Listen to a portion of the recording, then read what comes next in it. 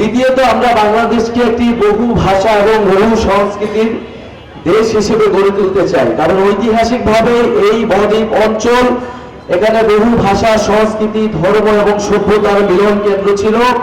ফলে এটা আমাদের ইতিহাস, ঐতিহ্যের অংশ এবং এটা আমাদের শক্তির জায়গা যে আমরা কত বেশি বৈচিত্র্যকে ধারণ করতে পারে, একটা রাষ্ট্র কত বেশি বৈচিত্র্যকে ধারণ করতে পারে। আমাদের সংবিধানে এই বৈচিত্র্যকে অস্বীকার করা হয়েছিল। এই সকল জনগোষ্ঠীর অন্তর্ভুক্তি 72 সালে সংবিধানে নিশ্চিত করা হয়নি। এখানে জাতির সাথে জাতির বিদ্বেষ, ধর্মের সাথে ধর্মের পার্থক্য, সেকুলারিজমের সাথে ইসলামের বিভেদ, এরকম নানা রকম বিভেদ এই সংবিধানে জিয়ে রাখা হয়েছে। ফলে তার একটা নতুন রাষ্ট্র গঠনের যে সুযোগ সম্ভাবনা আমরা 71-এর মুক্তিযুদ্ধের মাধ্যমে পেয়েছিলাম সেটি আমরা হারিয়েছি। কিন্তু 2024-এর পরে গণ অভ্যুত্থানের পরে যে নতুন জাতীয় ঐক্য তৈরি হয়েছে, যে নতুন সম্ভাবনা তৈরি হয়েছে, এই সম্ভাবনা সুযোগ আমরা হারাতে চাই না। ফলে বিচার সংস্কার এবং নতুন সংবিধানের দাবিতে আমাদের এই জুলাই পদযাত্রা শুরু হয়েছে।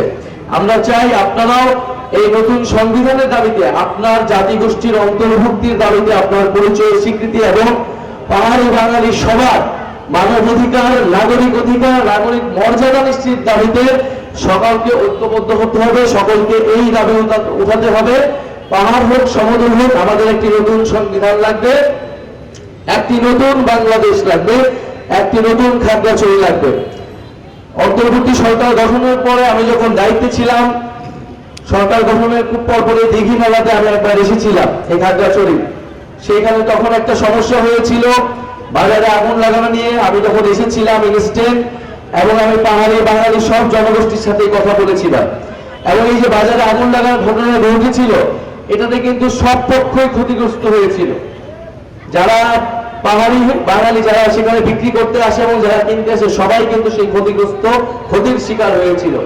এবং সেই আগুন লাগার ঘটনাটি কিন্তু কেন্দ্র করে আসলে পাহাড়কে অশান্ত করে আমাদের দেশে এবং দেশের বাইরে বিভিন্ন পক্ষ আসলে ফায়দা নিতে চায়। আমরা বলেছি কোনো আধিপত্যবাদী শক্তির জায়গা বাংলাদেশে হবে না। আধিপত্যবাদী কোন শক্তিকে আমরা সুযোগ দিতে, বাংলাদেশ নিজেরা আমরা বাংলাদেশিরা সুযোগ দিব না। আপনার পরিচয়, আমার পরিচয় বাংলাদেশি এবং নাগরিক।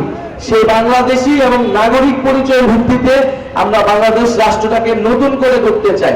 কারণ আপনারা আমরা সহনাগরিক, নাগরিকের মর্যাদা সমান, নাগরিকের অধিকার সমান। আপনি যেই জাতিরই হোক, যেই ধর্মেরই হোক, যেই লিঙ্গেরই হোক, আপনার আমার যে অধিকার সমান, সেই সমান অধিকার, সেই সমান মর্যাদার জন্যই একটা গণ অভ্যুত্থান ঘটেছে, একটা নতুন বাংলাদেশের আকাঙ্ক্ষা তৈরি হয়েছে। আমরা চাই খাগড়াছড়ির মানুষ, আমরা যে জাতীয় নাগরিক পার্টি, এখানে নানা বাধা বিপত্তি আসবে, নানা ভয় আসবে। গত 50-54 বছর ধরে যারা রাজনীতি করতেছে তারাই রাজনীতি করবে। নতুন কোন দল, নতুন কোন শক্তিকে স্বাভাবিকভাবে কেউ জায়গা রাখতে চায় না।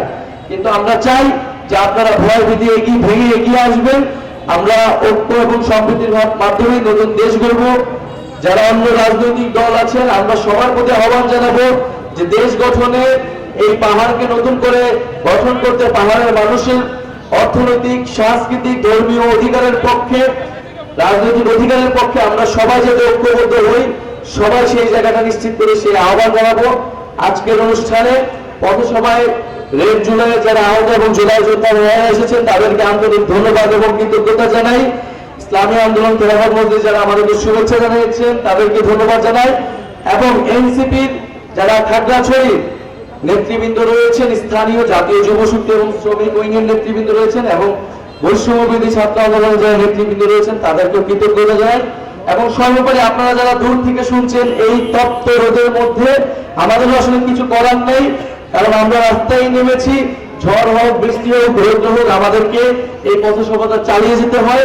আপনারা আমাদের জন্য দোয়া করবেন, আমরা যাতে সফলভাবে পথসভার পদযাত্রা শেষ করে যে নতুন দেশ গড়ার আহ্বান নিয়ে আমরা 3 আগস্ট শহীদ মিনারে একত্রিত হব।